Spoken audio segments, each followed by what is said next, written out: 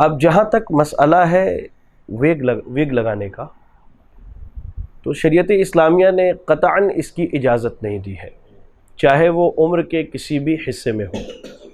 ہرگز شریعت اسلامیہ نے اس کی اجازت نہیں دی ہے، بلکہ یہ ایک ایسا عمل ہے جو لعنت مول لینے کا موجب ہے۔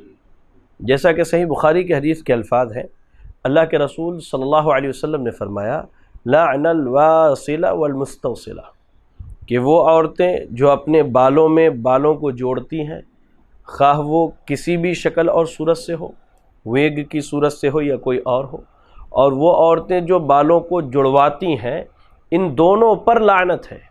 یعنی وہ عورت جو جڑوا لیتی ہے اور وہ عورت جو کاروباری کرتے ہوئے جوڑتی ہے، جی بالکل، اس کام میں ساتھ دیتی ہے، کرنے اور کرانے، ان دونوں پر اللہ کے رسول صلی اللہ علیہ وسلم نے لعنت کی ہے۔ اور دوسرے حدیث کے الفاظ میں اللہ کے لعنت کی بات کی گئی، لعن اللہ الواصلہ والمستوصلہ، کہ اللہ تعالیٰ نے لعنت کی ہے۔ لہذا یہ عمل قطعاً جائز اور درست نہیں ہے، اس سے پرہیز کرنا چاہیے۔ اور جو میں نے پہلے بات کہی پردے کی، وہ اسی مناسبت سے کہی کہ آپ نے کہیں بھی اگر جانا ہے، عموماً یہ ہم جب کسی پارٹی میں جاتے ہیں، خواہ وہ شادی کی دعوت ہو یا کہیں بھی، تب یہ عمل کیا جاتا ہے۔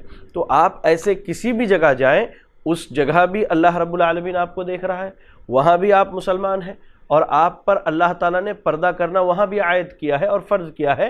اس مناسبت سے آپ نے اپنے سر کو ڈھک کر کے رکھنا ہے، پھر ویگ لگانے کی ضرورت ہی نہیں آئے گی اور اللہ کی لعنت مولنے کا موقع بھی نہیں ملے گا آپ کو۔